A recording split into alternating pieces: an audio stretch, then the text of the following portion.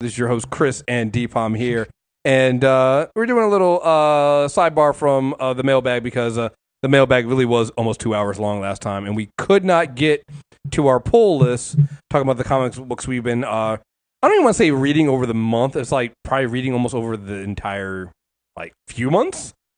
And so we're going to jump right in here and start talking about what we've been reading, talk about some of these storylines, get into it. Yes, that means we're going to be talking about House of X and Powers of X. I just want to, you did read the latest House of X, right? Spoilers up front, guys. I don't give a fuck.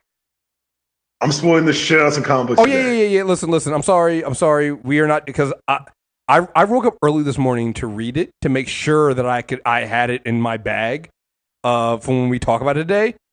Yeah, we talking about the shit out of House of X too. I'm sorry, we doing that. So. But you know what? We'll get there. We get there. We got some other stuff but first. We're going to fucking get there. And if you guys are like, oh, this is the backdoor pilot for the X-Men podcast, you might not be fucking wrong. Well, I mean, Chris caught up on X-Men in the last 2 weeks, and I've been getting texts just like, nigga. Just one word text from Chris, like, what's going on? He'll describe it and like, yeah, man, shit's about to happen. He's like, about to? Yeah. It's... it's coming for our fucking necks. And just recognize that. And just to clarify, this won't be the back door to the X. That started when we decided to do Claremont. So let's be honest with ourselves that when we decided to do Claremont, because I think we knew on some level, like in our bones, that Hickman was coming for our necks. Yeah, we did not know like this. This has been a bit of a surprise. And here's the thing.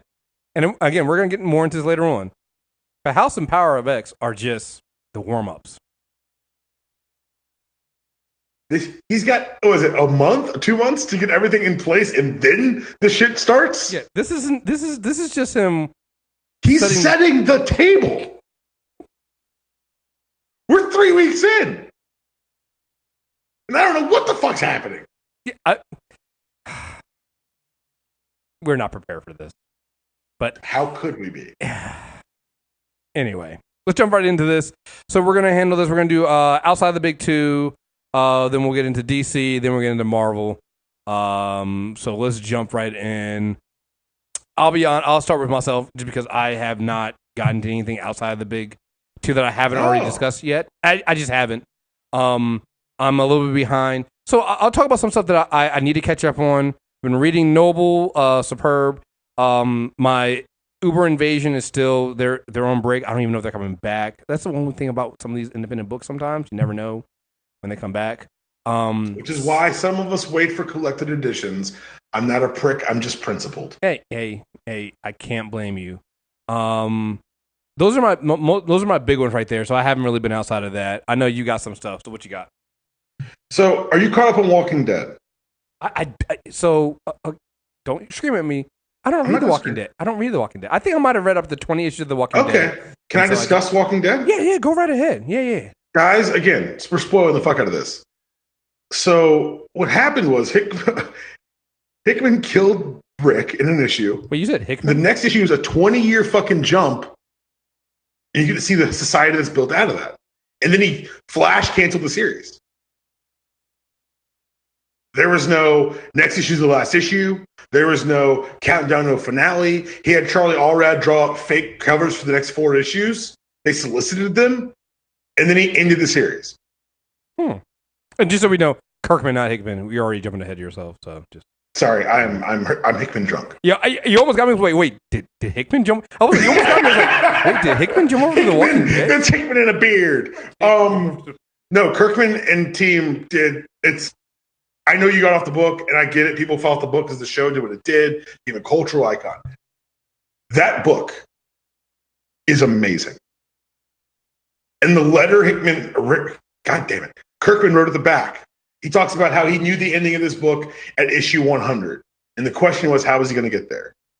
And he said, I could have gone on for 3 or 4 more years. I had stories I could have told, but I knew that I had reached the end. And by the time I think he said hit 150 or 175, he says, I knew exactly how many issues were left in this book. The strength of character to 1, tell no one. To 2, have the trust of the brand is basically his brand now, but still the trust of the publisher to say, I know what I'm doing with my book.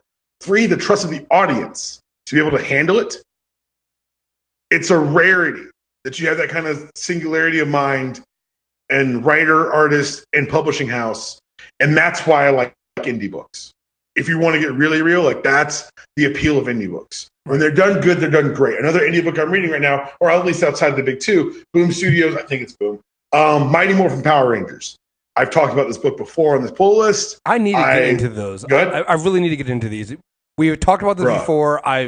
It was like, I need to do these. So the original purpose of the series is we got to see the Power Rangers like right before the Green Ranger, and you got to see them as a unit after. What happened when Tommy was becoming integrated with the Rangers? How did that work? And that's kind of the premise of the first part of the series. This big event called Shattered Grid. It's wonderful. I've talked about it on here. But post Shattered Grid, they kind of visited other Ranger teams. It kind of lost me as a reader because I wasn't exposed to anything past the originals because I'm 34. And it was cool to see these different dynamics and how things have played out and how the franchise has grown. But when they came back to our reality, our timeline, it's now the introduction of the 3 new Rangers after those 3 actors left on the show. But of course, because this isn't the show, they didn't just leave because of contracts. They're being Rangers across the universe. But their friends think they're at a peace conference. It's something it takes the ideas of the show and subverts them and changes them in a way that's really appealing and really it kind of grows the lore, which I really appreciate.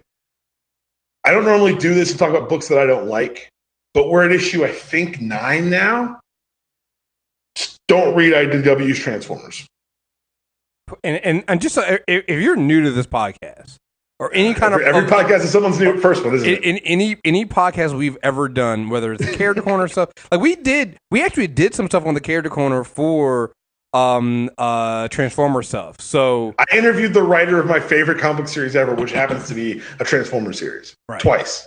So hearing these words from Dpalm right now, I don't say them lightly, Chris. Right. I gave it all the shots in the world. But it reminds me, I was trying to formulate my thoughts for this podcast. I saw someone mention online, I forget where it was, it's not being unattributed, I just don't remember. It reminds you of episode 1 of The Phantom Menace of Star Wars, where it's like, oh, you got this thing you're familiar with? Well, let's go back to how it started, and not with anything exciting, but with a bunch of talking. I swear to you, there are no fewer than 8 panels of Megatron walking up or down stairs in this week's issue. I'm done. I'm curious because, of course, I'm curious because the characters I love, and they've spawned a toy line, which, as I'm sitting from my desk, has cost me too much money already. Honestly, just if you're a Transformers fan, these Siege figures are fucking beautiful. But the book's bad. It's just bad. It never grabs you. It's never compelling. I understand the idea of, oh, well, high-minded drama worked for robots in disguise, and it's working for other in this current society. And guess what? If you're starting a new continuity, not a great hook to be like, what are the rules of parliamentary procedure? And that's what we've gotten. I've gotten a lot of trade talks. I've gotten a lot of blockades of Naboo and very little Transformer action. So, yeah, I can't recommend against Transformers new IDW enough. I apologize for anyone who feels differently. That wasn't easy for me to say. Yeah, yeah, wow. That is shocking. I didn't enjoy saying it. If you love Transformers, More Than Meets the Eye is out there, guys. Robots in Disguise is great. That entire pre-IDW verse, the phase 2 and phase 3 of it is amazing. And I've taken to rereading More Than Meets the Eye as opposed to reading the new Transformers book. Not gonna lie. All right. What was I gonna say? Anything else you got for this? No, that's all the stuff I'm reading outside the big two. I will say this. Charlie Jane Andrews, former editor over at Gizmodo and IO9, announced on Twitter today that she'll be a writer. She's been writing on the Why the Last Man series. So I guess we're getting closer to seeing that come to fruition, which is pretty cool. Yeah, I'm interested in seeing how they do that. I think a series will work really well for them for this. So yeah, let's see what happens. Yeah, Brian K. Vaughan kind of writes in a very cinematic way. I think it's going to play really well. Yeah, I agree with that one. So. All right, let's jump into the big two. So let's do DC. Let's do one. You start because I wanted to see where you are. I'll fill in any gaps where I'm at, but you start. Let's start with something that we started before, and now that it's over, we can actually kind of get into the discussion. Let's start with Heroes in Crisis, and this is not going to be the last time I say this, but someone please hug Tom King. And this isn't coming from the Wally fanboy in me, and maybe it is. I don't like it. Yeah, I mean, a lot of people say that, and I totally get that. Yeah, I get it. At this, so let's go why we don't like it. Okay, so in short, if you haven't read, first of all, weird. Second of all, do it. Third of all, Heroes in Crisis is essentially a story about a hidden facility where heroes go to deal with their trauma. They actually did some pretty good world building in some of those. Like, there's a lot of really cool stuff that happens in the ancillary parts. The main story I found kind of lacking. So there's an accident where a bunch of heroes are killed, including Wally West and Roy fucking Harper. It becomes pretty much a whodunit, and eventually it's revealed that it's a Wally West who did it by accident because the Speed Force erupted out of him because he was in so much grief over losing his wife and kids.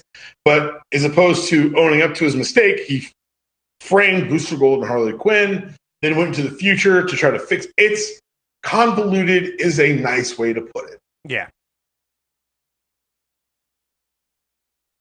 I didn't like it because I felt like they were hiding the ball. Like, I feel like there are some of these where the mysteries are solvable, and this is one where it wasn't. Identity Crisis was the same thing.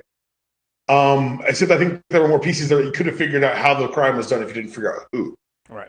This, it felt like, and this is going to be the Wally stand in me, we've punished this motherfucker since he got back. Right. And now it's just like, what do you do when a man is down? You kick him in the head so he doesn't get up. Like, that's how it feels. And I know they've got plans for him. And I think it's the Flash Forward series. It's a 6-part mini coming in 2020 on the heels of Year of the Villain. I get that. There are plans. But there being plans doesn't necessarily make me amicable to the way they've treated probably the greatest legacy character in comic book history. Right. And I feel you on that one. And I totally understand that point. I guess my hope is that at some point, we were having this conversation in the MTR Network group about the Fast and Furious series, the whole Justice for Han thing. At some point, we're getting justice for Wally. And what I mean by that is... And I think we are. I think you're right. And when we talk about some other things about reading DC, a lot of it's interconnected. Like, there are pieces of Doomsday Clock in here. There are pieces of Young Justice in there. Like, there are pieces that say that this is part of a bigger plan, but change the fucking plan, man. Yeah, I think that at this point, I mean, and again, maybe this is somebody's first time and don't understand. Maybe somebody's, and again, we had this when somebody said that their Thor and their Thor was Jane Foster and their Captain America was Sam Wilson. Maybe somebody out there who doesn't understand this, like, Wally West was the Flash for a good portion, almost all of our lives. He was the Flash for 30 years. Yeah. The whole Barry being the Flash is technically not to say that Barry Allen was not the first Flash, but in from the Silver Age on was the first Flash, but he died. He died pretty much before I started reading comics. And he didn't just die in a way that was kind of he'll be back next month. He sacrificed himself for the universe. It's one of those things that everyone always said. The 3 people you don't bring back are Gwen Stacy, Uncle Ben, and Barry Allen. Yeah. 2 of the 3 are back. Yeah. Spider-Woman's a thing. Yeah. So I think the thing that makes it worse here, there have been ways to bring him back, but they brought him back, but then ever since they got back, and then when we get into Flashpoint, they then literally didn't erase Wally West from the time. And I think that is where a lot of this problem comes down to. So now, when we're seeing this, and again, even if there's plans, and even if they're like, my hope is that we'll look back at Heroes of Crisis and go, okay, I get it. Like, I don't have this, it doesn't bother me as much as it bothers you or some other folks. But I get the, like, at some point, give the man a fucking break. And I understand that being a Flash, particularly a Barry or Wally, comes with tragedy. But at this point, like, This is a man that when we finally bring him back in Rebirth, couldn't touch the woman that he loved because and literally realizes that he's lost a family. He's lost a lifetime because of his uncle decided to basically be fucking selfish as shit. Yes. And so we haven't really.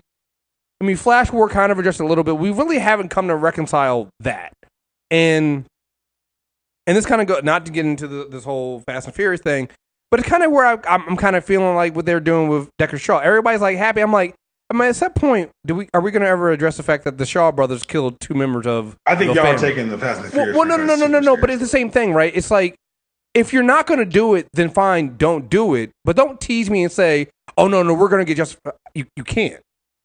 At this point, I feel like Banner during Endgame. Either all of it's a joke or none of it is. Exactly, that's what I'm saying. So it's like, right, go in or out. And so to kind of tie it back into the Wally stuff, it's like at some point you guys have to address the fact that you did it a little bit. And we went kind of down that road a little bit with Flash War in the main Flash book, but at some point we got to address the fact that Wally literally had his life stolen from him. And we'll get into the Doomsday Clock later. Maybe we'll eventually get to that.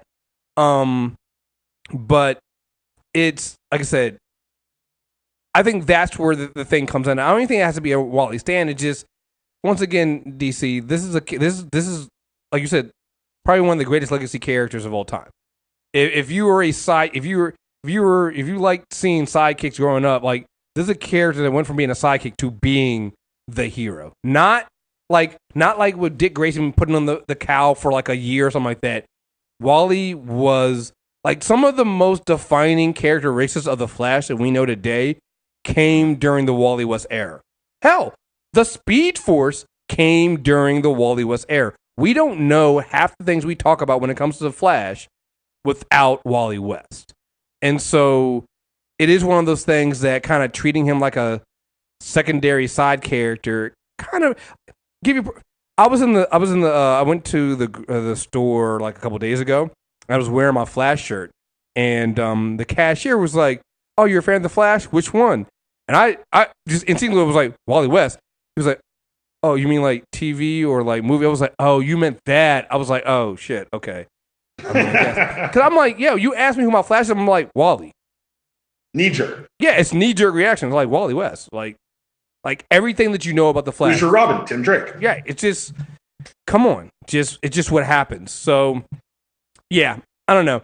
So I liked it, but I'm with you on this. Yo, has this man been kicked enough? Can we? Right? Can we? Like he won the Flash, the Flash race, the fastest man alive. That's all the thing too. We got to remind everybody. Wally won. So Barry Allen is not even in the universe. He's not the fastest man alive. Wally West is. Just so we know that. Never forget these things. Never forget these things. Like even now, Barry Allen cannot introduce himself in his books as I'm Barry Allen, the fastest man alive, because Wally is the fastest man alive and beat the shit out of him. So just throwing it out there. Respect our Flash.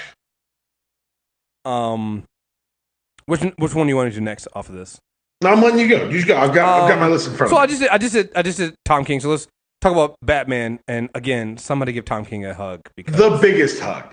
Because again, Tom King is. I think I said this to you when I think I emailed you or texted you, was like, Tom King is turning into Grant Morrison, like a better writing Grant Morrison, in that he likes to break characters, and he's broken Batman. Not Bruce Wayne. He's shattered. He's broken Batman. And I think that's the difference we've gotten here. You know, we've seen Bruce Wayne be broken, or the man under the mask be broken. What Tom King has done with between Bane and Thomas Wayne from the Flashpoint universe, he has broken Batman. That one issue where they show where Batman summons the family to go, take down, all the criminals he believes have gotten loose and are running Arkham Asylum, and they're all like, Bruce, there's nothing here. The Batman, there's nothing wrong. And they've literally broken this man, the character down, and now we're doing City of Bane, and oh boy, We're all the way back to the beginning where we started. Bane won. Oh yeah, Bane won. We are now at the point where Bane has won. But what I've loved is how many issues? This is like 70 now. We're at like 74, 75? We're at 76. 76. Came out today. I didn't read that issue yet, but like we have gotten to the point where we have literally come back to the beginning. We from the beginning of the, when Bruce is trying to stop the plane. And Gotham Girl and her brother show up. Like we've gotten back to bringing that stuff that's happening up there back in. The whole thing he's made, the whole thing with Selena and the wedding and calling off and seeing the riddle of the War of Jokes and Riddles. Like all of this stuff has come back and is fit into some part of the plan. And Kite Man, like. This has been like we thought Snyder's run was great on Batman, but what Tom King has done right now it's been so fascinating. It's been such a character deep dive into like really the character that I'm like the idea of of Bane finally figuring out that the way to really break Bruce is to give him that hope and give him that feeling that he can have that life and take it away from him. Like, have him believe that he can set everything up so he can believe that he can have that settle down life with Catwoman. And even though he, and get under that skin of his and then snatch it away from him. Like, I'm like, that's fucking cool as shit, dog. That would break anybody. And it's like, and to see somebody you never see broken, I mean, really, really broken like this. Like, Bruce and Batman, they're broken. And then... And with good reason. Like, this... Like, so the things people remember about Nightfall in the 90s is that Bane broke Batman over his knee. Right. People forget is that the lead up to that was Batman getting run ragged because Bane blew up a little hole in Arkham and let all the bad guys out and let them run him ragged until he was ready to be broken. Right. This time, he thought he beat Bane in like issue 12. And that's, yeah. It's, you know what it is? It's the typical long game you usually see Bruce play on somebody else. Mm-hmm. Bane's now played it on him. It's what it effectively did is it raised Bane's profile forever. You can never think of anyone as the equal to Batman. Mm-hmm. The opposite number is the Joker, but the equal is Bane. Mm-hmm. From now until forever, because what he's done is, because what happened was they brought Bane in kind of as a gimmick, and as they flesh out the character, he had power levels fluctuate. He had a great depiction in Secret Six under the pen of Gail Simone, but kind of used all over the place. This is the first time since the mid-'90s that Bane has felt like a threat. Yeah, absolutely. And by threat, I mean he won and took over Gotham. Mm-hmm.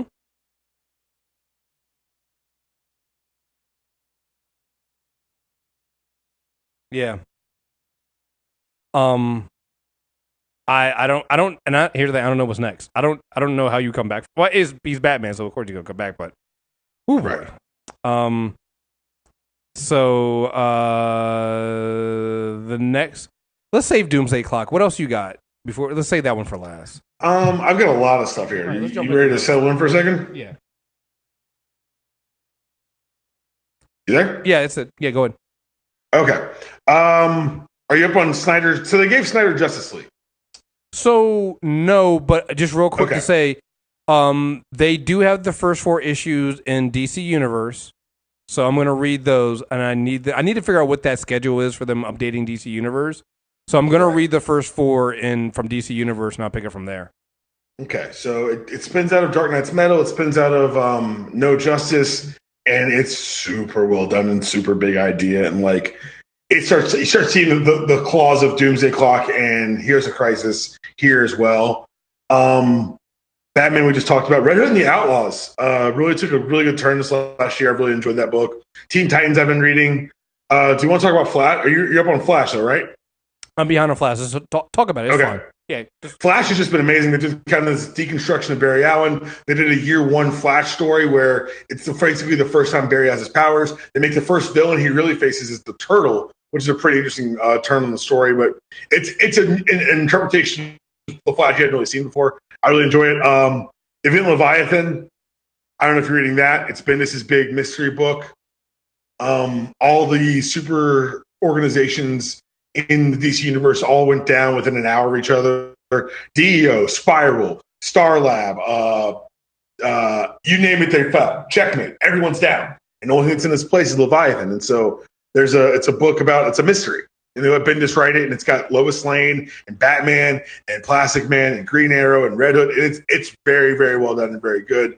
We're only 2 issues in, but the Event Leviathan books have been taking place over in Action Comics, also written by Brian Michael Bendis. He is doing a really interesting job revitalizing kind of the Superman books. You know that he's got that Legion book coming up soon.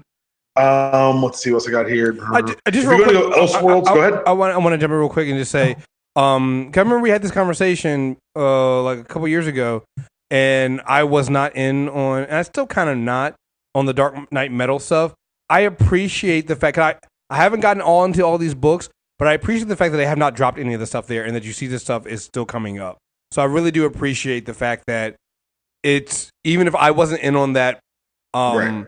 that event, Sorry. They're still building outside. It's a plan. There's a plan right. This time. Right, exactly. And you feel like there's a structure around the universe that we haven't really felt before. Coming out of just what you discussed, the Batman Who Laughs. It's the last Batman from Dark Knight's Metal taking on Batman. And it's awesome. I kind of wanted to read that. It's a miniseries, and it's fucking great. And it's spinning into the new Batman Superman series where 6 heroes have been infected by the dark metal. We know one of them is Shazam from the second cover of Batman Superman. And we know another one from the newly solicited covers is going to be Supergirl. So I think in the end of one of the Batmans, they had, at least the digital version, they had some preview pages for that, and they show that it was Billy Batson. I was like, yeah, I might have to read the Batman Who Laughs so I can get into this Batman Superman. It's going to be that fucking fire. Because I'm like, this is actually pretty interesting, and it ties in again. We talked about this before because Marvel does all the time. Even if it's not an event you like, being able to use the information from there and carry it on makes you want to go back and like, maybe I'll revisit it and look at it again. So yeah. Couple other books I'm reading before we move on. Curse of the White Knight. It's the continuation of the White Knight books. Really well done. It's only 1 issue in, but it's kind of dealing with the fallout of the White Knight. Azrael's going to be the big bad there, so that's pretty interesting. Scott Snyder and Greg Capullo's last Batman story, The Last Night on Earth. They're getting these maxi-sized books. I think it's coming out once a month, but they're huge books. And you got to read it, Chris. This is not one I'm going to let you slide on. You got to read this one. And then the last thing I want to talk about, it's Elseworlds. It's DC Comics. Tom Taylor is writing Deceased. Man. You've heard about Deceased, right? Mm-hmm. There you go. So if you guys have heard this podcast long enough, you heard me talk about the Injustice 2 books and the Injustice books, some of the crazy outside wild shit that Tom Taylor did there. Yeah, he's doing it here. He's doing it here. It's all bad. Issue 4, it ends with them blowing up Metropolis. Basically, the anti-life equation hits Earth, hits all of reality, and is transmitted through our devices, our laptops, our cell phones. And this doesn't put you in a dark side's will because he couldn't control it either. It turns you into a ravenous zombie to consume life. Chris. Batman's boys find him in the cave. Ooh. The Birds of Prey corner Harley in an alley, and Superman has to go through the Daily Planet heat visioning people he knew. Yikes. Oh, all the yikes. But it's Tom Taylor, so it's entertaining, kind of, but also a lot of yikes. But it's really well done. What do you got left? I bought it, but I haven't got into it. I want to read I forgot that. So I know the Green Arrow books went to 50, but I know the last one that Benjamin Percy was on, I think went up to like 34, 36. So I got the last volume that he wrote. So I'm gonna. The last volume's so good. I'll vouch for the last volume. Okay, cool. I'm gonna finish it all. I'm doing it by volume, so they only have volume 7 right now, with the last one he wrote. So when they put the new volumes out here, I do it by volumes. So when they do the next volume for Green Arrow, I get those as well. That's it. Like I said, there's been a lot of stuff I want to catch up on DC. It's. You want to talk Doomsday Clock? We'll talk about Doomsday Clock in a second, but like, there's a lot of stuff I want to catch up on DC. But like, again, you're almost there with the DC Universe app by having me be able to. Like, I'm gonna catch up on some of the stuff, but like, it's like a year old. Right. We'll get into this when we talk Marvel, but there's a certain book that I was able to at least get 12 issues into because it's all on Marvel Unlimited, and I still got books to catch up with, but I got 12 issues in me. I'm not gonna like I gotta buy it now. Oh, before we go to Doomsday Clock, Naomi is a book by Brian Michael Bendis. Yeah, how was it? It's awesome. I'm gonna check that out. And he finally reveals her last name in the last issue of the mini. Mm-hmm. McDuffie. Oh wow. He named after Dwayne. Oh wow. Wow, that's. Well, let me see who's doing the art on that because I think I want to say it's Jamal Engel, but I'm not sure. How many issues was it? I think. Hold on, let me not lie to you. How about let's Google it? Give me 1 second. Because I'll check that out too. I want to get into some of the Bendis stuff. I just haven't. I guess only 6 issues. Okay, I'll check that out. And it's Jamal Campbell. And so apparently, when they were thinking of the last name, before Jamal Campbell is a black artist, and before Campbell could be like, "Can we name it after Dwayne?" Bendis is like, "I got the last name for McDuffie." And they don't reveal it till issue 6, so spoilers, but whatever. The whole 6 issues is great. She's going to become a power player, I think, in the next year in the DC universe just because of her origins and her power set. It's a book, young black girl.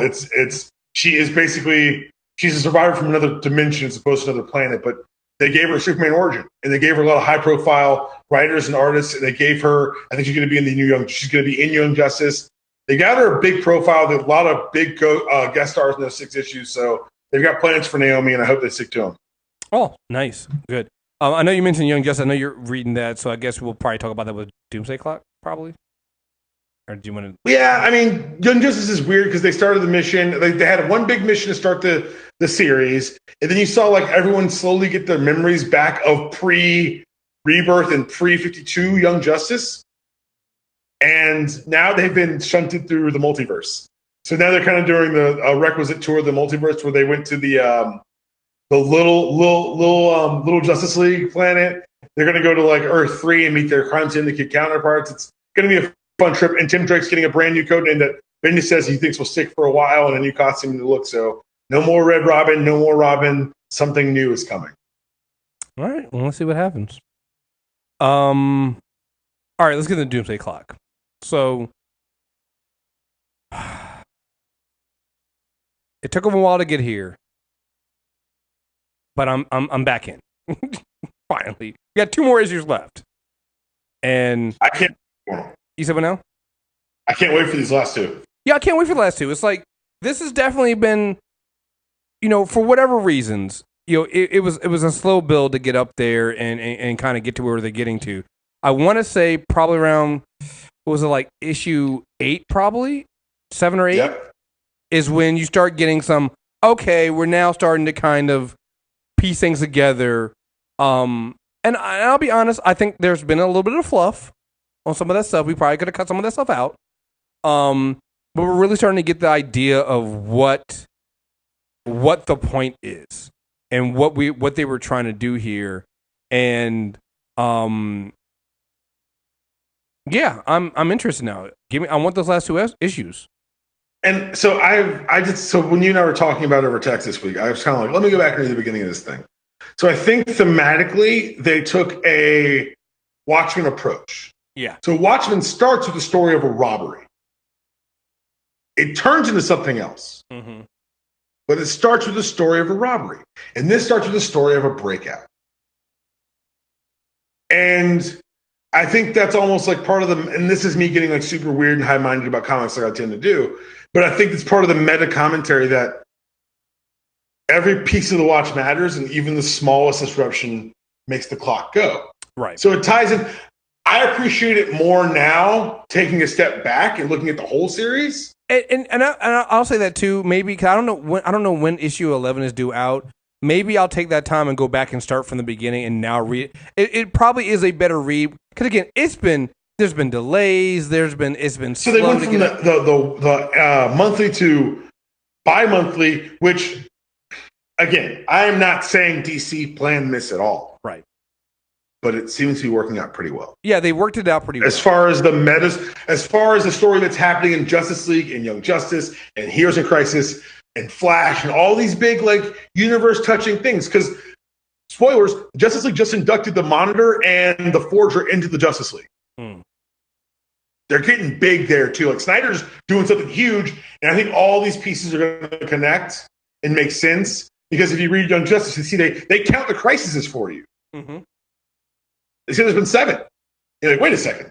Right. They do the same thing in Justice League. They're very explicit about we're messing with DC history and the way stories are told. And then Doomsday Clock. Look, nigga. Well, and I appreciate the fact that they're not just messing with it, but also adjusting it and trying to explain why.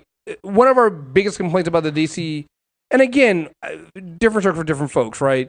You know, right. You can say that the problem with the Marvel Universe is that everything is connected, so there really is sometimes no real good jumping in point. I don't agree with that, but like you get that point, right?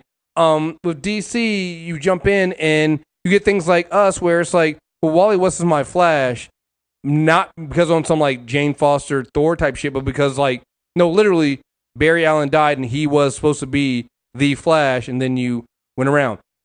Go listen to our Hawkman character corner and try to figure that shit out, you know? So like them trying to do this, like I love when we get into these last few issues of the Doomsday Clock, when you start getting the idea that Dr. Manhattan has, you know, he's the one that kind of causes so that certain events didn't happen. Like the idea that he is the reason why the Justice Society doesn't exist. Or he's the reason why we have so many different starting points for the DC universe. Oh, I think that was issue 10 where they kind of explain the different like the different starts and stops of the DC universe. The different starts and stops for things like Superman. Man. Like was Superman? Now, he is he's the one. Right.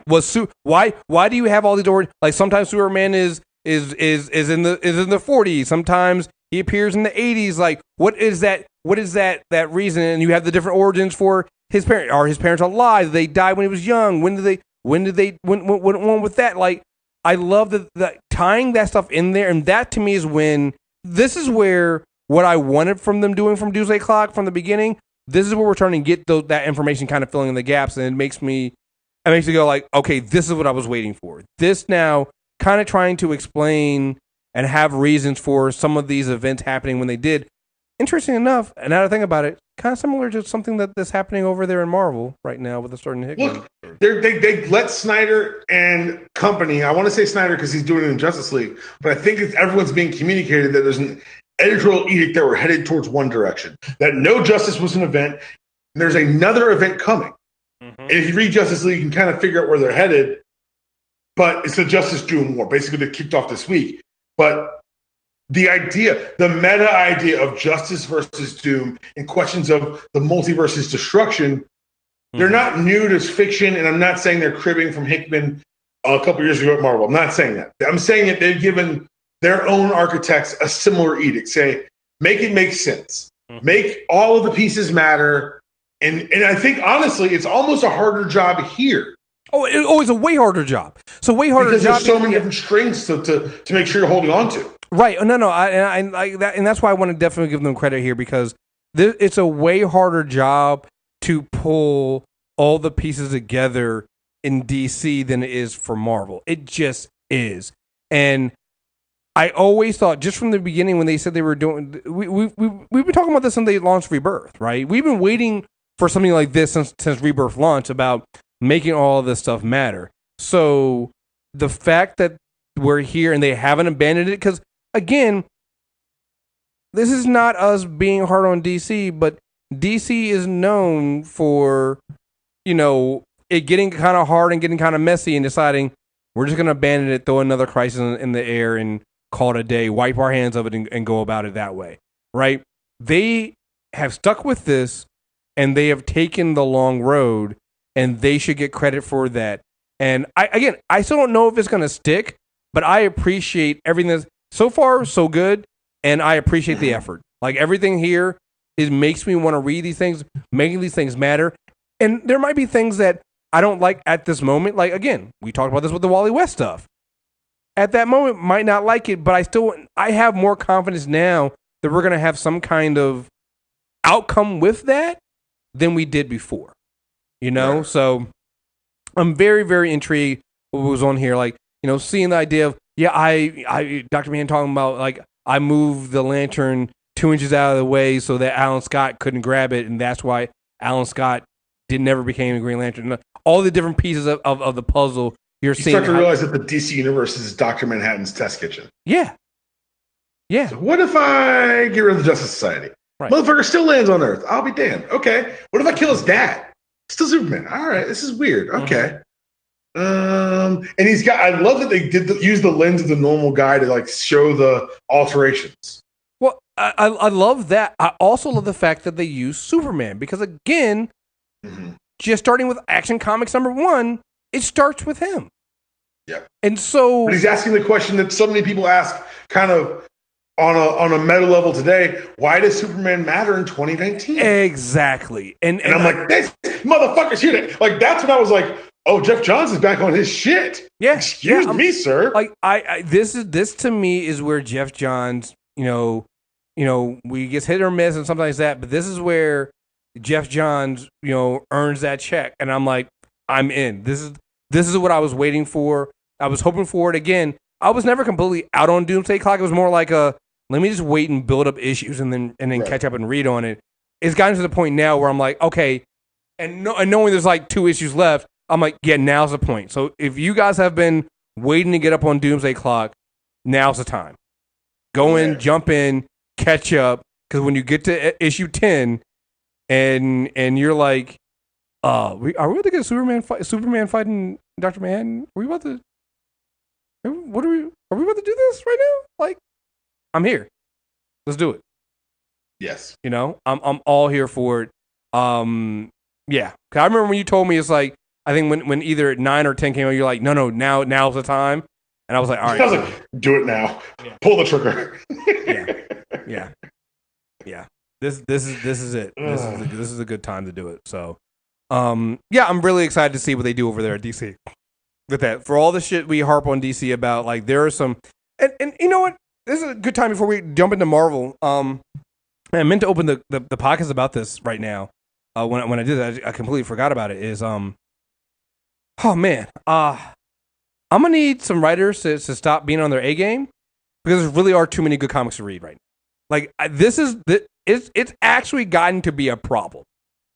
There are too many good comics, and this doesn't even get into like again outside the big two, but inside the big two, there are so many well written comics and stories going on. It's too much to catch up on, and I need some of them. I'm gonna need some Falcons. I'm gonna need some Mosaics. Asshole, that was so mean. I'm gonna need some Falcons. I'm gonna need some. You know where I got help? What? Transformers. Yeah. No, I'm gonna need some shit like that. I'm gonna need something where. Good looks, guys. Yeah, I'm gonna need some shit where it's just like, yeah, I can't read this shit no more because there's too much stuff. Like to the point of like again, I don't have a lot of DC subscriptions, but now I like the reason why I don't is because I can't keep doing that $50 bill every week, so I'm gonna need some of them to start slacking a little bit because it's too many things I want to read I don't have options for. Also, why DC Universe, I need to put more. You started to go off good. You've been getting there. I've been reading some of the stuff on there. Put more books or give me a schedule for when these books are going to be updated because I need to catch up on a lot of shit. So get it together. I want to offer a counterpoint. Keep doing what you're doing. You're doing great. Just help me. The fact that I can like doing this. So this is how I did this. I wrote myself an email and I just kept track of every book I read. I was like, let's just go back and see what I bought in the last, call it 3 weeks. 1, 2, 1. The DC list is close to the Marvel list. I'm not gonna lie. Yeah, no, there are books I didn't talk about today that I'm reading regularly. Yeah, I know. Like there is And the thing about it is, I think once you've got that structure, and this is me talking strictly about DC, once you've got the idea of the plan of what's next on a meta level, on a larger level, the freedom to paint outside the lines or paint kind of with all the different colors in the color box, it's there. Teen Titans and Deathstroke crossover this year, and they fucking killed Slade Wilson. That was 4 issues ago in his solo book, which has been fan-fucking-tastic. They elevated Lex Luthor again. They made him matter in this universe. He matters now. I need you to read Justice League. Yeah, I am more bullish on, and again, without getting super negative, this is why I get so frustrated at their fucking cinematic universe. Yeah. Oh, absolutely. 100%. Because it shows me with a plan, you can literally do anything because you're writing gods. Yeah. Marvel's fun because all the characters have feet of clay and they're human foibles and they're relatable. Cool. I've said this on this podcast, just on Character Corner. I've probably said it on UD Pod.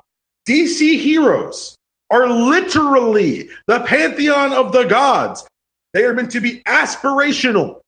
Excuse me, inspirational, not aspirational. No one's going to be Batman. But you will say in your darkest hour, it is on me to keep getting up. That's the point of this side of the aisle. Larger than life. Barry Allen shouldn't matter. Barry Allen doesn't really matter. Fuck him.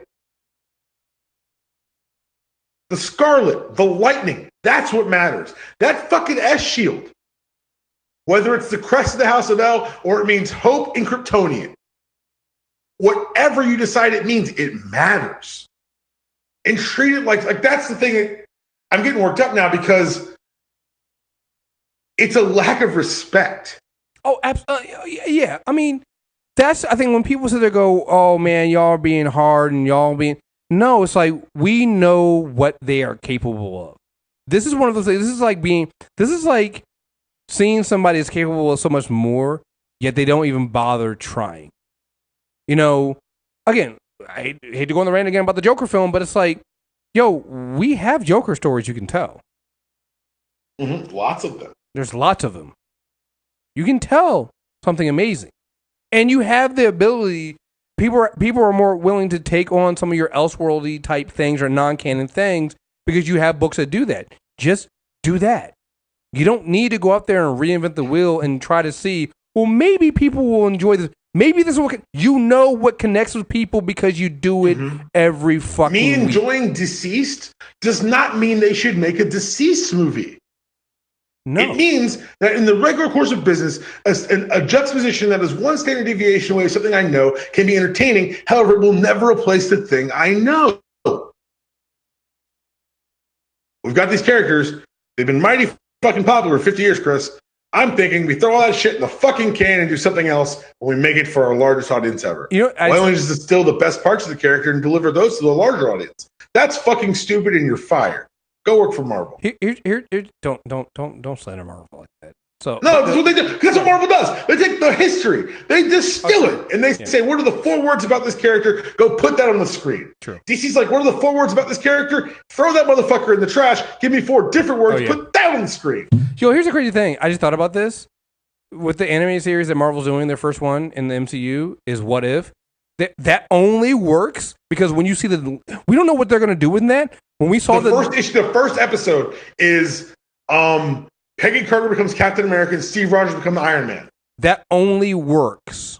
Thank you. Because we know and we've seen on screen already who Peggy Carter is. We've gone through all this stuff with Steve Rogers and Tony Stark. We already know what that is. This will never be a solo show for either one of us because he just put into words what I've been thinking for like 5 years. That's the only way that works. It only works because Marvel can do What If now because they've done 3 phases. Now they're in their phase 4 and they're like, all right, cool. We've trained this audience into what to expect. Now we can turn it on its head and go, what if? DC wants to come out of the box and go, what if? What if the Joker had an origin and and then people start asking us like, all right, but what Joker? What Batman is that Joker related to? Like, what we have all these questions that you haven't established. And you think you don't have a need to establish. That's not how storytelling works. Like, it isn't. So why would you think that this would be okay? You know, you can only do, Superman Red Sun if you already established what Superman and what that original history is. Now you can do the what if on it. It's basic. It doesn't mean you can't do it. It means you need to answer those questions. That's another thing too with these things. A lot of times, and again, we're now getting into the rant about the DC universe. That's where we're gonna move on to the comics in a minute. But like, my other issue with this is let's say you're gonna go down that route, right? And you're gonna do a Red Sun movie. My problem with DC is they don't get ahead of the announcement and say, this is the baseline of how we're doing that.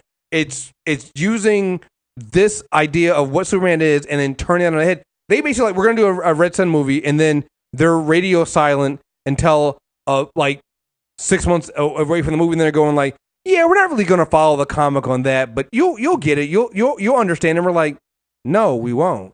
You need to explain. You need to give us the information that we need up front so we can now know what context to watch your movie in.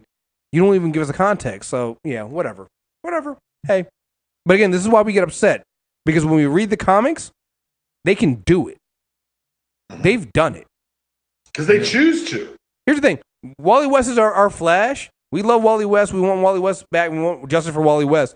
At the same time, we've been reading that Williamson Barry Allen book and Flash book, and it's still good. It's still good. Like, I'm not gonna sit there and say I want Wally back. I'm gonna sit there and always remind Barry that he ain't the fastest man alive. Same time, that book is good. The book is good. Don't get me wrong. All right. So you have things you can take. Don't stop bringing these directors who want to put their own spin on it. I don't need your own fucking spin on Superman. I know who the fuck Superman is.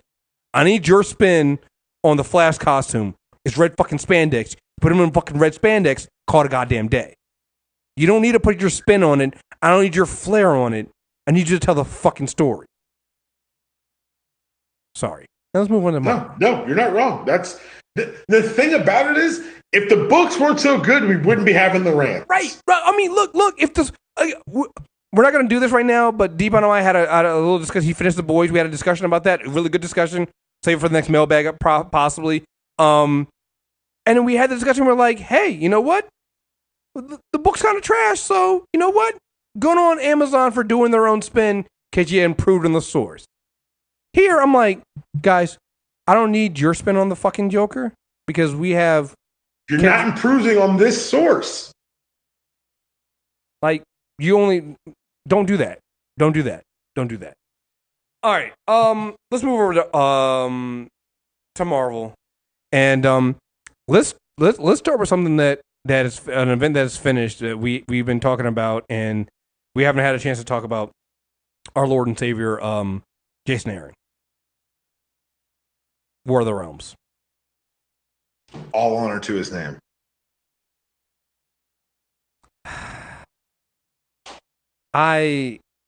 This has been. First of all, welcome. Can we call it? Yeah, do it. Say it. I'll agree. This is the greatest Thor run. This is the greatest Thor run. This is it. This is it. I don't even feel dirty saying that over at Simonson. I like this. To me, it's like a passing of the torch. Exactly. That's how evolution works. Yeah. Like, Jordan was the best till LeBron showed up. Like, #fight me. This was to put Thor through the ringer of what he went through and have him come through and all this stuff with Malkeith and like with Jane and all this stuff and it was beautiful. It was beautiful. Absolutely beautiful. To have this end with Thor now as all Father Thor. And seeing Odin bow down to him with that. It's like it's earned. Because we have honestly, I'll put it this way. If this is what they end up doing with something with Wally West, I'm here for it. Because Thor has gotten put through the ringer since Jason Aaron took over. Mm-hmm. And he's been unworthy for how many years now? Since 13, I think 14 maybe. Think about that. 4 or 5 years. He's been unworthy and unable to wield what he is known for for 4 to 5 years. And it's still been an incredible run. Because in that time, we also then got Jane Foster, who became Thor. And that run was fucking fantastic. And I love the fact that we're not ending this with Jane Foster just going back to being a puny human with, with cancer. No. We've now also elevated Jane Foster. So now Jane Foster is never going back to being plain old Jane. Yo, when they were like, oh yeah, you put the hammer down, and by the way, you also beat that fucking cancer. And oh, by the way, we're going to make you a Valkyrie. Not a Valkyrie, Chris. The Valkyrie. Because the rest have been fucking murdered. Yeah, you're right. And that hammer from the other reality that we slipped in from Infinity Wars? Mm-hmm. Or Secret Wars, excuse me? Yeah. That's now the all weapon. Mm-hmm. Like, the scope of the story he told. The very first story ties all the way in. It opens with, what was it? Malekith. Mm-hmm. Halfway through, Malekith was right. And the hammer never budged again for him. Oh, Gore. Oh, Gore, excuse me, Malekith. Sorry, Gore. Yep. And the hammer never budges again for him. And then not only do we get this the refilming of Mjolnir with the World Tree as they handle, which is a great touch. Oof, boy. We also get canonically the first time young Thor picks up Mjolnir. Yeah. I love the fact that we bring back all 3 Thors again. Yo, King Odin and King Thor, like, let's go get a drink. Kids got to think. Like when I guess it's the grandkids were reading in the future, and they were like, wait, hey, what time? And all of a sudden the Fantastic Four showed up. Was like, hey, yeah, is your grandfather around? We're like, it's so good. And you know what I think? What I love most about it is, it's so rewarding. It is such a rewarding story from front to finish, from front to end, from front to back. It's just, this is one of the most rewarding. Again, and to be honest, when you go back and listen to our Thor, there have been some really good Thor stories. Don't get me wrong. Like, Thor's actually, when you look at it, Thor's actually had a pretty good fucking run. When it comes to stories. When you give it, and this is, I guess we're kind of repeating ourselves. When you give a writer and a team time, they tend to deliver. Yeah. When it's these quick one hitters, oh, he's doing 12 issues on Thor. When you give them space to run, they fucking run with this character, man. Yeah.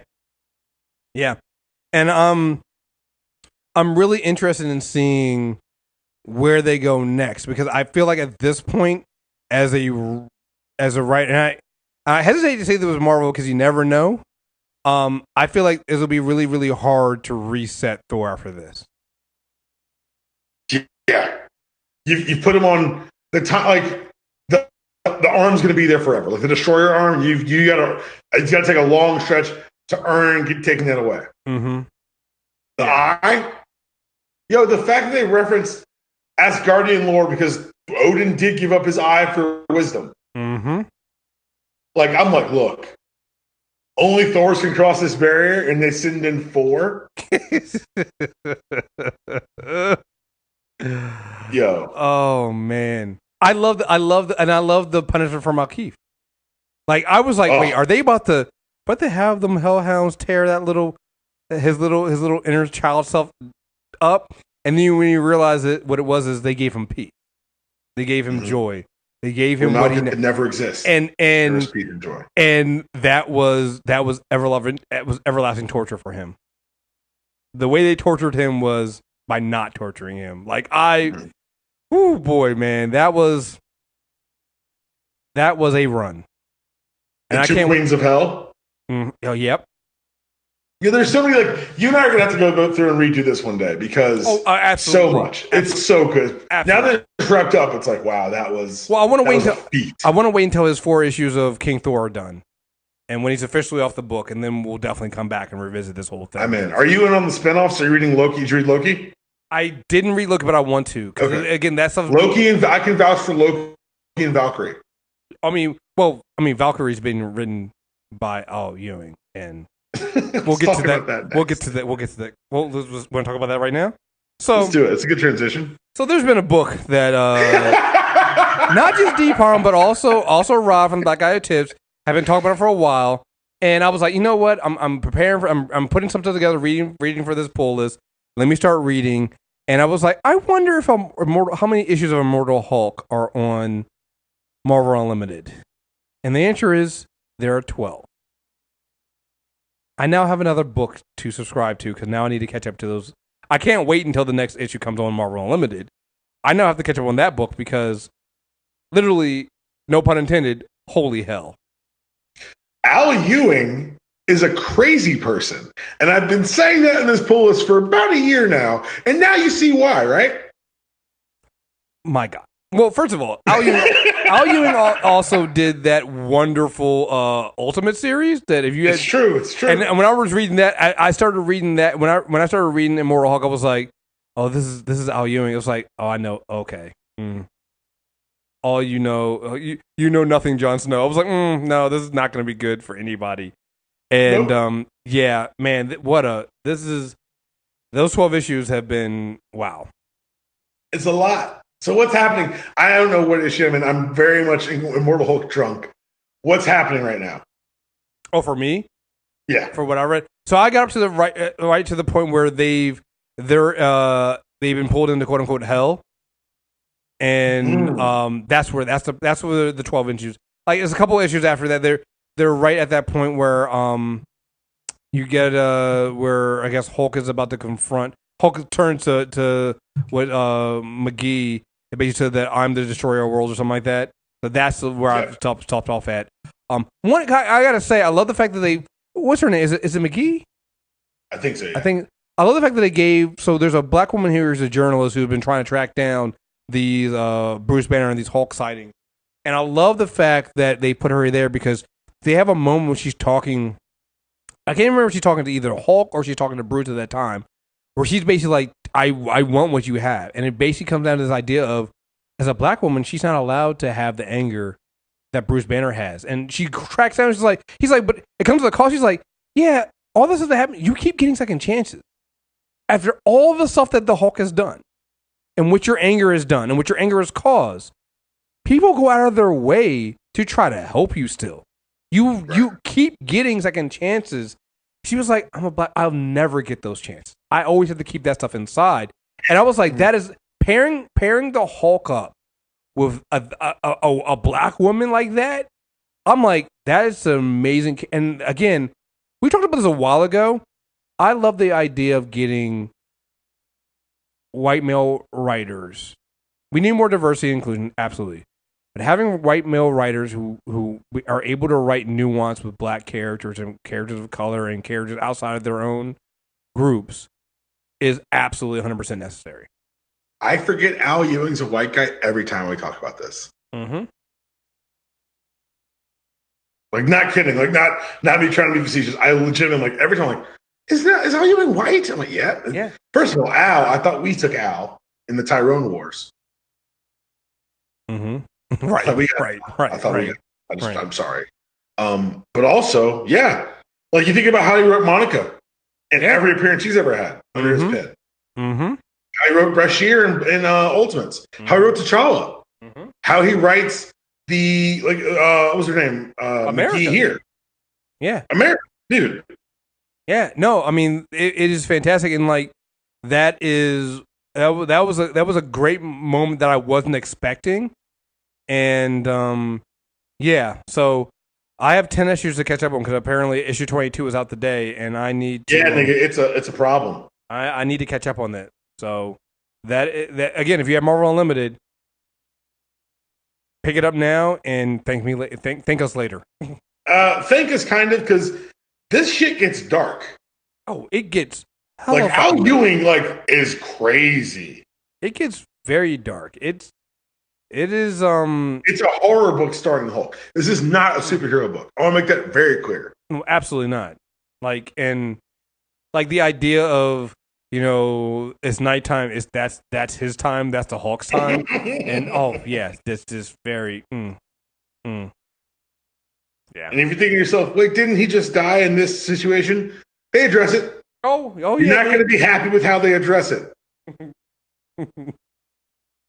Yeah, they address it. So if you have a thing about jars, avoid this book. Like, it's really bad, guys. Like, I'm trying not to spoil anything, but I'm also trying to make sure you're probably aware of what you're fucking getting into when the book is called The Immortal Hulk and Al Ewing's writing. Yeah. And this is why I have faith for Valkyrie, because he can write anyone, apparently.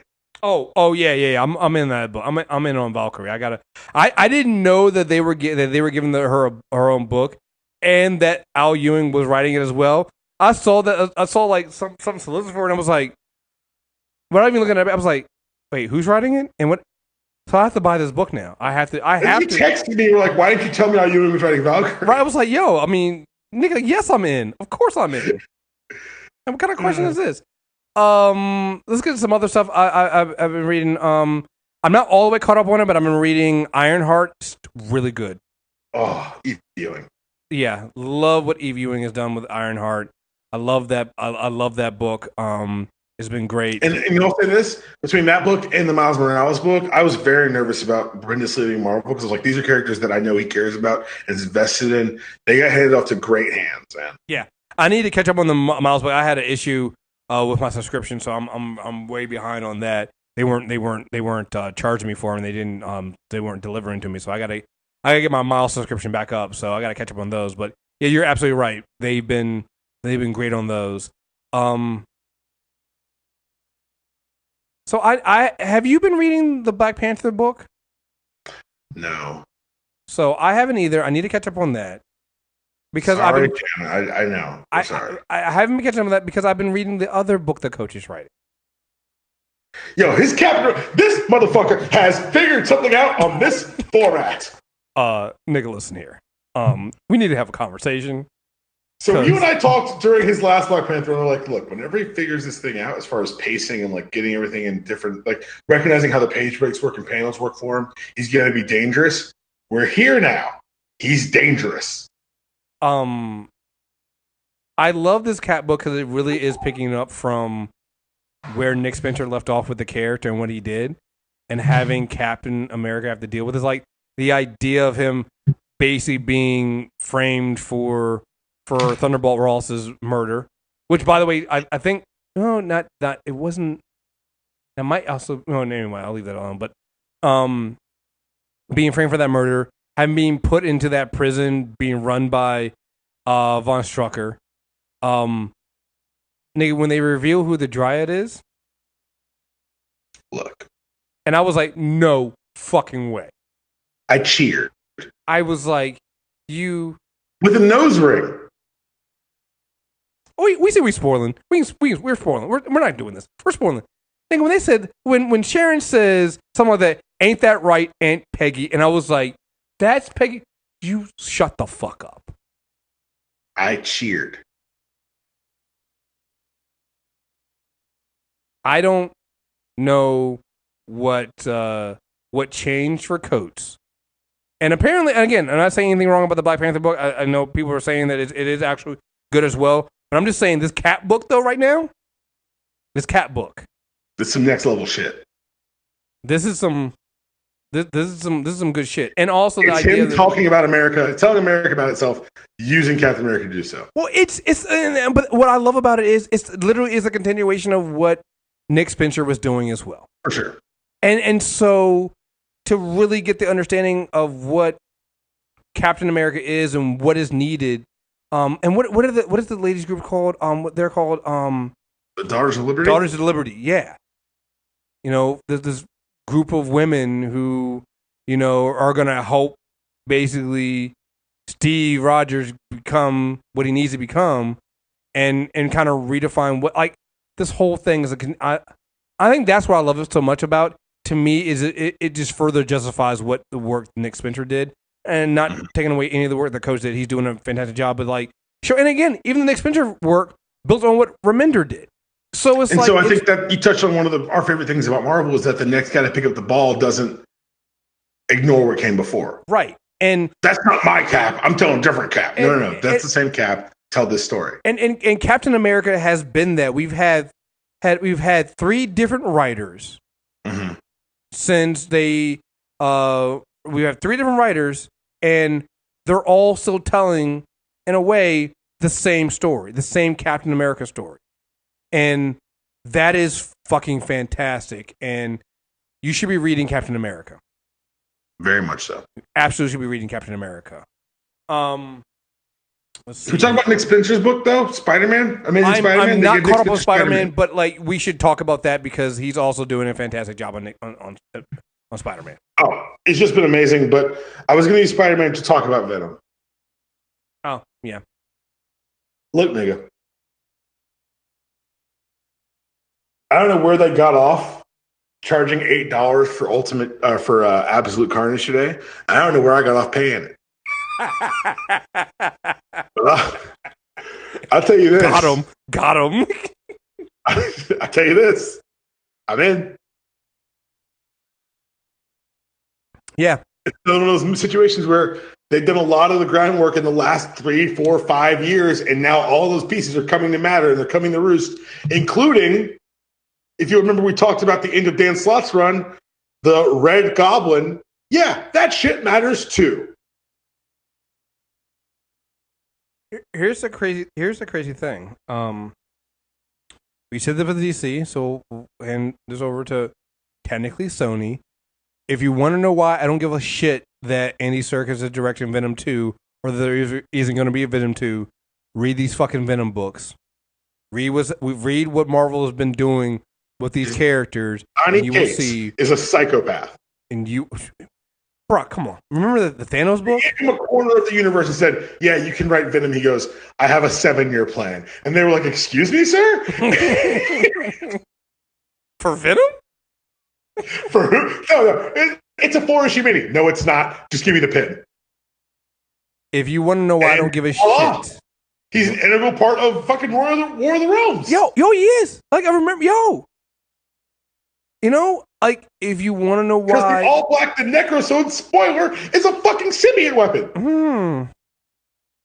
If you want to know why I don't give a shit about Venom 2, or Venom 1 to begin with... It's like it's not happening. Because if you want to tell a good story, there are plenty of material for you to use, and you refuse to do it. So fuck you and your dumb fucking movie. I'm not doing this. This is the book that makes Chris physically angry because Venom was so bad. Because it's like, and again, I have not seen Venom. I just know. I remember. You don't have to see it. Every time I see a clip of them, like they keep playing the clip of him in the convenience store. I'm like, it looks bad. It looks bad. Then you read what Donny Cates is a crazy. Remember, Donny Cates is the crazy motherfucker who made Frank Castle the fucking writer. Okay, he's crazy. He's fucking crazy. But it's good as shit.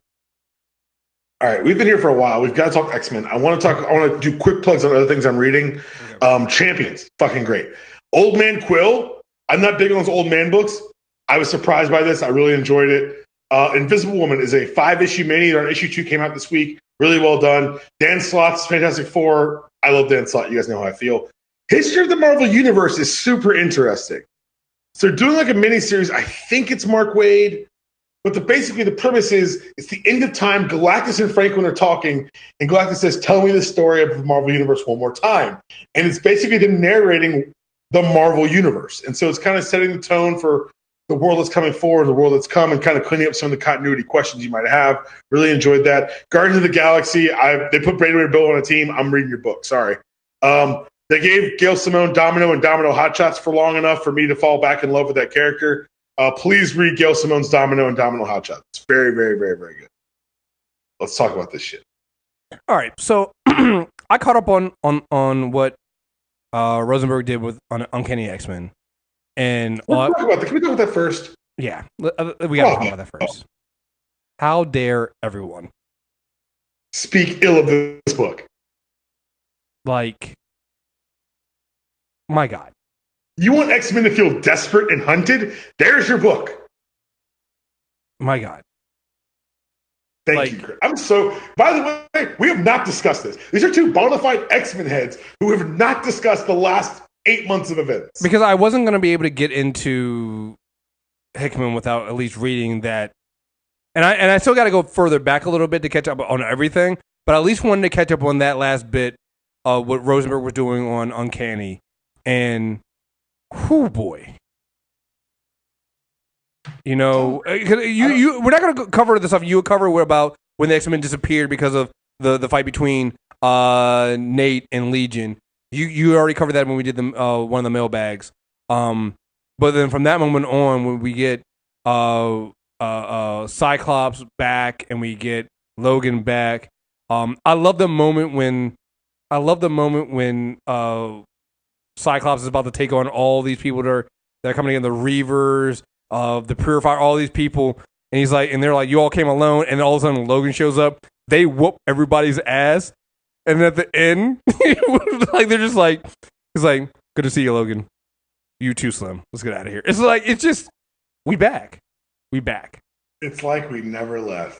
And but no, I love that because I love the way they were telling the story about, you know, the X-Men disappeared and having Wolverine and Logan kind of having the piece of things together with the what was left of the New Mutants and everything going on there, and just kind of where we left off with that, and pretty much it dovetailed out of there's a New Mutants miniseries that's how we got the Technarch versions of those New Mutants. But like, it was one of those books where I was like, oh, this is a quiet little book in a corner of the universe no one cares about, but it had repercussions and it mattered, and they made it matter in this book. And then the reveal that it's all Emma's fault anyway. Yeah.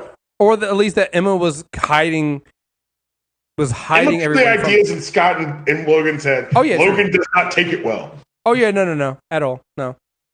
And they try to do this thing of hiding mutants from the world, not just the X-Men, but the mutants, and making people think that the mutants don't even exist. And you have this idea of, do mutants even want this? And when the X-Men come back, the rest of the X-Men come back, they destroy it, and then we kind of end the series with this whole, the X-Men are here to stay, and the world's going to have to deal with this. And then as when we get into Hickman's, we jump to this what Hickman's doing with House of X and Powers of X. And it's so much, man. So did you read today's House of X? Nigga, of course I did. This motherfucker's gone crazy. So basically, Moira McTaggart is a mutant whose power is resurrection. And resurrection, reincarnation. I'm sorry. Yeah, reincarnation. And so she's basically been living. If you think about it, we have been reading and following the X-Men timeline from the point of view of one of Moira's reincarnations. So this is where I come in. So for me, the point of view is this has always been the 10th timeline. No, that's what I'm saying. Or not. Yeah. And now it makes everything else creepier. It makes Professor Xavier recruiting those first 5 mutants, knowing what he knows, creepier.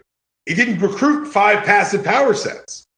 He recruited ones built for war. The fact that he surreptitiously found mutant power sets that were designed for combat is no longer an accident of Cerebro. It is meticulously planned by Charles Xavier. It makes everything creepier. And now, so what's your take on the first panels of House of X? Oh, I'm trying to think back to what the first panels of House of X. Charles is in a room full of Karokapods. One opens, 2 open. One with the woman with red hair and a man with glowing red eyes come out, and he says, "To me, my X-Men." Oh. Yeah, you're right. He's controlling his kids now. Yeah. Like, this is what's... So when you read House of X1, everything that happens on Karoka and everything that happens with the X-Men feels very clinical and detached and a little bit off and weird. Mm-hmm. But if this is an Xavier that has been radicalized by his earlier meeting with Moira McTaggart, that has tried one way and watched it fail and is now adopting one of the other failed timelines of Moira McTaggart. It makes a lot more fucking sense. And it gets creepier because Powers of 10 might be the weirdest book I've ever read. I don't know what to do, Chris. I'm reading the back matter. I'm over here scared.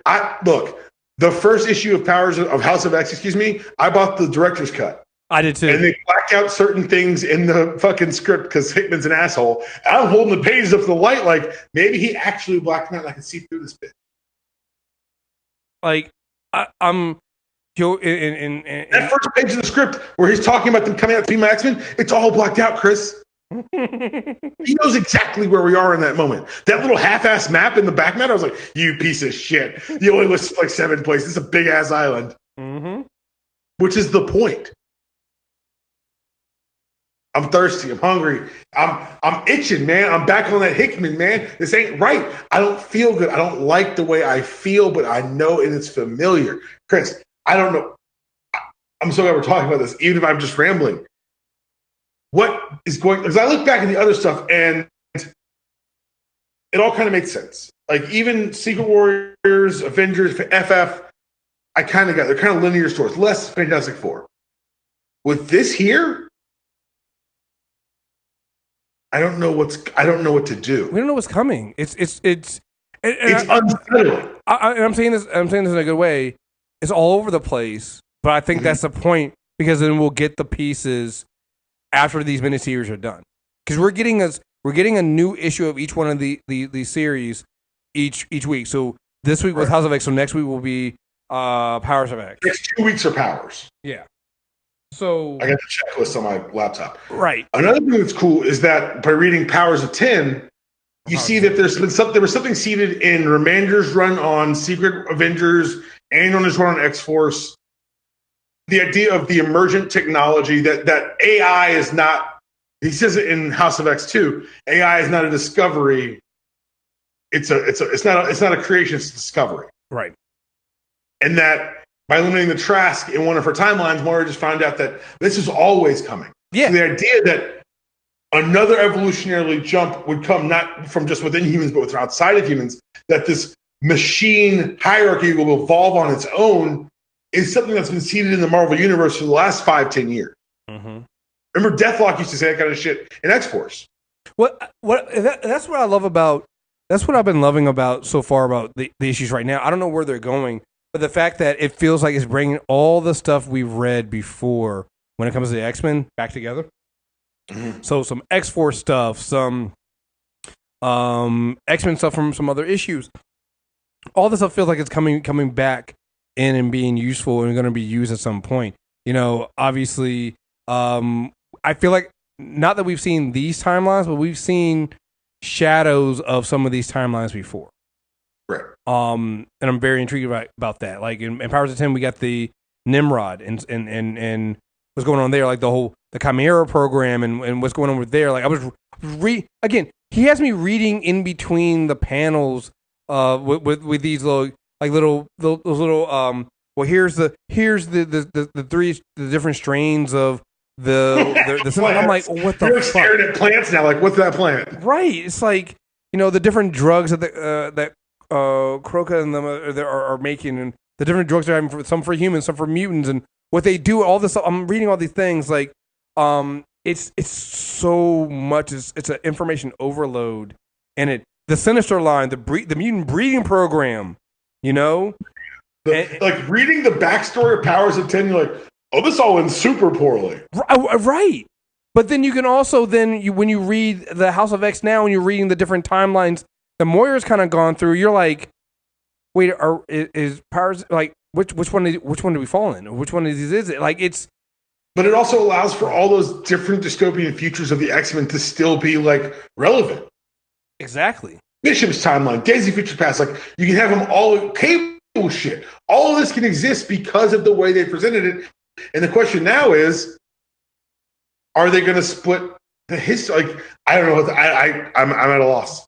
You know what's because funny? there's enough mutants whose power, including Eva Bell from Bendis' run, whose power was to jump through time. What's been so interesting in just across comics for DC and Marvel now is both lines are doing something very, very big with some of their seminal characters and doing some of the same things of reconciling timelines in different ways, but we're doing it, and this is wow. I don't know what the future holds. I know by the end of these minis, I'm not going to be prepared for when Hickman starts writing the X-Men proper series. I don't know if I'm right. Like, honestly, I hope I survive House and Powers. I've seen the solicits; they look great. But I have no, man. Like, the most important panel in X-Men history is the fact that he reads Moira's mind and learns about her other 8 lives. Which makes every decision he's made more calculated and more creepy. Him behind that fucking Cerebro looking awfully like the Maker from fucking dude. When I Universe. first saw these solicits from them, and I wasn't paying attention to what it was, I thought that's who that was. I was like, why is everybody calling him the Maker? Why is everybody calling him Xavier? I was like, just between you and me, you know who invented the Maker, Mike, right? Who? Oh, well, Hickman. Jonathan fucking Hickman. Right.